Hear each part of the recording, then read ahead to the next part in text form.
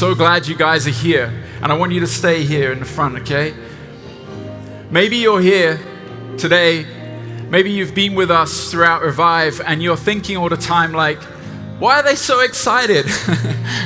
Why do they keep coming up and jumping and singing?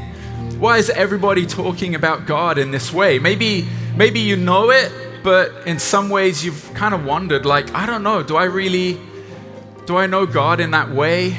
Is God really like that? Or maybe you're here and you've just joined us this evening.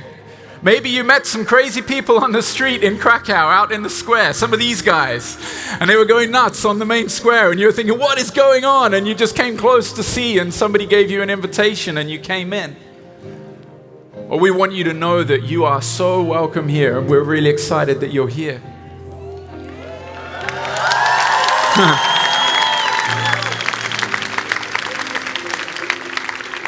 A lot of people today, they think that God is far away.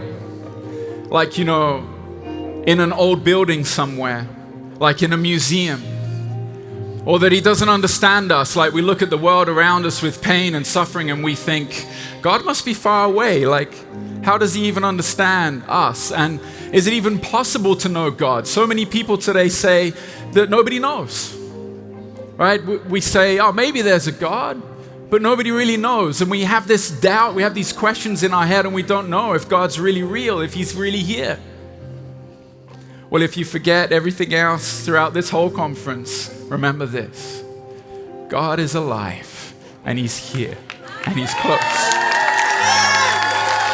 He's close, he's here. He's close to me, and he's close to you. In fact, he walked these very streets.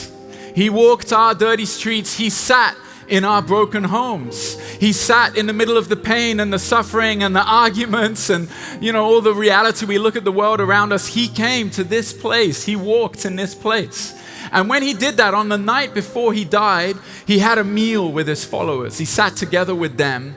And he said to them that he was the only way they could really know God because he had come from God. That's an amazing thing to say, I've come from God, you can know God through me. And then he did something even more crazy. He took off his outer garment, he took off his clothing, and he put a towel around his waist. And he knelt in front of 12 men. And he got a basin of water and a towel, and this towel, and he started washing the feet of 12 dirty men. And he wiped their feet on that towel, and then I want you to imagine him standing before them. And you've just heard us singing that he is a king. He's like this lion that cannot be contained. He said that he was God. He'd come from God and was showing the way to God. And so I want you to imagine the maker of the universe, the one who made the stars, who made me and you, who made everything, standing before those 12 men with footmarks all over himself, dirt all over himself. But when he went to Peter, one of his followers, Peter goes, no, you're not going to do that. Why? Well, I mean, that's the natural reaction, right? That's the way our world is. For Peter, Jesus is this great teacher. He's this great man. He's the one he's been following. He actually believes what Jesus has been saying, that he has come from God. And so he says, no, you can't do this because the way of this world is the weak serve the strong. You know, and there's this competition and there's this fight and there's no peace and there's pain in this world, and that's how this world is. But Jesus changed all of that right then at that moment by inverting it all. The master, the teacher, kneels and washes their feet. And he says, Peter, if you don't let me wash your feet, you have no part with me. Now that's a terrible thing to imagine, because if you think Jesus to be everything that is good and pure and holy and full of joy and full of love, everything that we enjoy in this life, everything that's good, and then to be told you can't have any part of that, you're separated from that. And that is the reality of this world. It is my reality and your reality. Until we meet him, we're separated from him. We're not with him. And when Peter realized that, he said, so wash my whole body, wash everything. He suddenly realized it's like having a second chance. Have you ever wanted that? A second chance, a chance to be born again, to have a new life, to have a new opportunity. That is what Jesus was offering as he did that, because it's a symbol. He stands before them with their dirt on him, making them clean. It was a symbol of what he was about to do, because the next day he died on a cross. Now you might have seen that symbol and thought, I don't really get what is the whole thing about. But on that cross, he took on all of our dirt, all of our pain, all the problems in this world, all the stuff that we go through. He took it on himself and he made us clean. And he gave us a chance to have peace with God. And he offered it to everyone. You know all these things we're looking for? Peace and love and justice and equality and to belong and to feel loved and to know who we are. It comes from him. And we are given it by what he did. And all we have to do is what Peter did. We just have to say, yes, please wash me, clean me. I need this. I need you, God. It's to say, I can't do it on my own. On my own, I'm lonely, I'm selfish, I make mistakes. I try to be a good husband, a good father, a good mother, a good friend. I fail.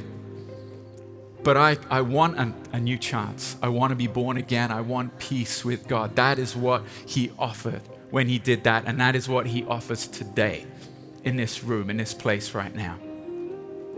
So maybe you're there and you're going, you know what? I need peace with God. I want to be clean.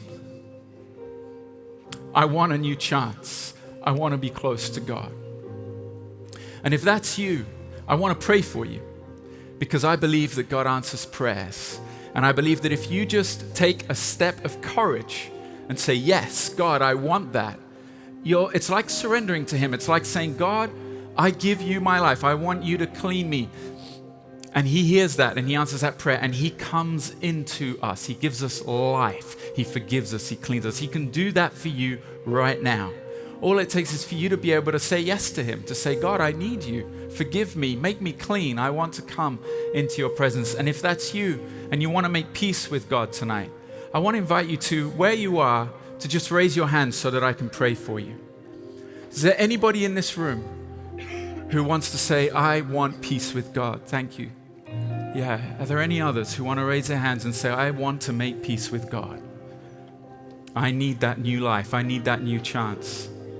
Just keep your hand in the air. I'm going to pray for you, okay? Pray like this, and you can repeat it after me, and we could all pray together to encourage them. But let's just say, Jesus, thank you that you died for me.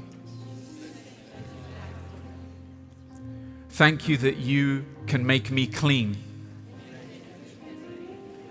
I ask, come into my life right now. Make me clean and help me to follow you. Amen. That's prayer. It's just